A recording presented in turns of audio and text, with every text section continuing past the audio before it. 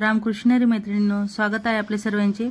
आजच्या व्हिडिओत आपण बघणार आहेत खूप सुंदर अशी patchwork blouse design colour combination मध्ये। तर साडीतला मी हा एवढा कापड काढलेला आहे बाजूला। त्यानंतर बॅक पार्ट बघू शकता तुम्ही, मी अशा पद्धतीने तयार केलेला आहे। माप देखील मी तुम्हाला दाखवते।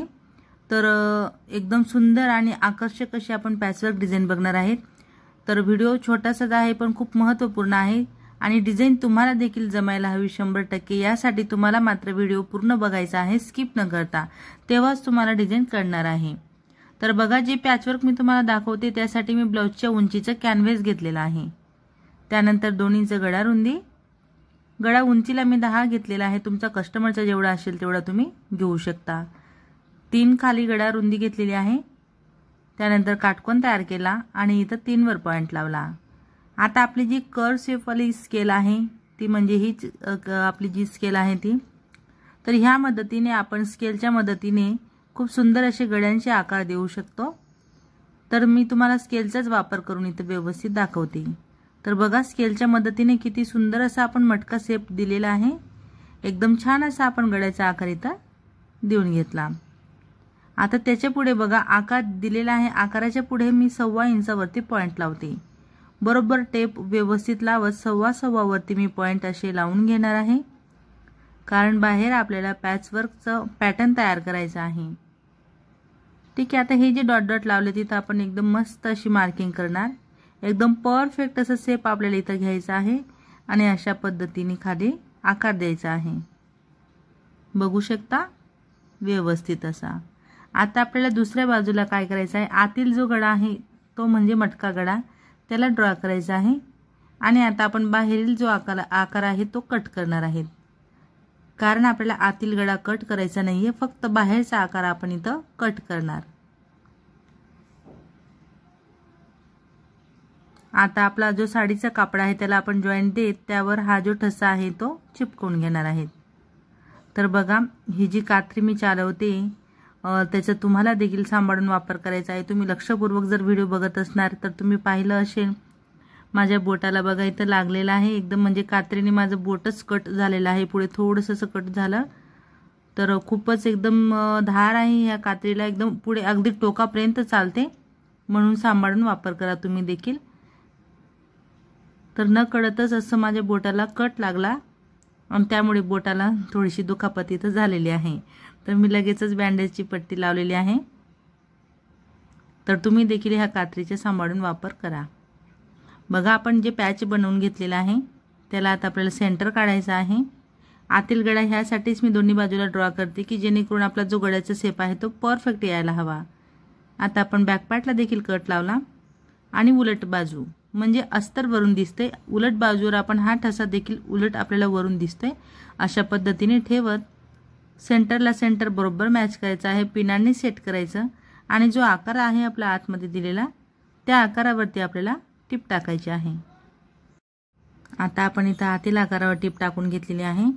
टिप टाकल्यानंतर आपण वेस्टेज जो पार्ट आहे तो कट करणार। बरोबर 1.5 इंच कापड असं राहू देत आपल्याला छान असं व्यवस्थित एकाच शेपमध्ये आपल्याला कापड कट करायचं आहे। आता जो काही राऊंड शेप आपला आहे आतमध्ये तयार झालेला मटक्याचा, त्याला आपण कट लावणार आहेत। कट सांभाळून लावायचे की शिलाई कट नको व्हायला याची काळजी घेत मग आपल्याला कट लावायचे आहेत।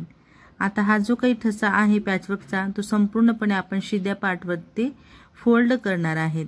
अशा पद्धतीने हवं तर तुम्ही इस्त्री देखील इथं फिरवू शकता किंवा डायरेक्टच जरी दाबटीप टाकली तरी काही हरकत नाही, पण व्यवस्थित काढायचा ठसा बाहेर, म्हणजे प्रॉपर जो आकार आपण दिलेला आहे तोच आकार आपल्याला इथं मिळायला हवा। बघू शकता, मी आता इथं दाबटीप टाकून घेतली। जर का तुम्ही लेस लावत नसणार तर तुम्ही मॅचिंग धागा घ्या दाबटीप टाकण्यासाठी, आणि जर का लेस लावायची असेल तर मग तुम्ही कुठला पण वापरला तरी चालतोय। बघा, आता बाहेरचा जो आकार आहे बाहेरच्या आकारावर देखील मी टिप टाकते आणि इथं एकदम मस्त अशी डिझाइन तयार करते। ती म्हणजे बघा, जो आपला ब्लाउजचा प्लेन कापड होता त्याच्याच मी छोटासा चौकोन घेतला आणि चौकोनचे ट्रायंगल करत अशा पद्धतीने इथं व्यवस्थित असं अटॅच करते, जसं की आपण बो लावून घेतो मागे, तर त्याऐवजी मी इथे हे 2 ट्रायंगलच्या मदतीने छान असा इथं पॅचचा एकदम मस्त असा लुक इथं देत आहे। अशा पद्धतीने बरोबर खाली जो आकार आहे आपल्या राऊंड शेपमध्ये तो कुठे येतोय असं मी बघत वरून छानपैकी अशी टिप टाकून घेते। त्यानंतर मी टक्स घेणार आहे आणि हा जो काही कापड आहे आता एक्स्ट्राचा आपला ट्रायंगलचा तो देखील आपण कट करणार आहेत। तर बघा हे छोटे छोटे असे कापड ज्यावेळेस कट करतो तेव्हाच आपल्याला दुखापत होण्याची शक्यता असते आणि तेव्हाच आपली कात्री थोडीशी जरी आपल्याला इकडे तिकडे झाली तरी लागू शकते। तर बघा आता आपण काय करणार आहेत, लेस लावण्याच्या आधी आपण दोरी लावणार आहेत। तर दोरी किती वर लावायची, 3 इंचावरती। कुठलं पण ब्लाऊज शिवून घ्या, दोरी लावत असणार तर वरून 3 इंच मोजायचं शोल्डरपासून। तयार झालेल्या ब्लाऊजला जर दोरी लावत असणार तर 2.5 इंच मोजायचं। आता आपल्या इथं शोल्डर अटॅच व्हायचं बाकी आहे म्हणून मी 3 इंचावर दोरी लावलेली आहे आणि दोरीवर एकच टाका बसत असतो म्हणून दोरीला 3 लेअरमध्ये फोल्ड केलेले आहे आणि मग टिप टाकलेली आहे, म्हणजे की जेणेकरून एकदम मजबूत अशी आपली दोरी इथं लावली जाते। आता मी इथं ते लेस घेतलेली आहे लावायला।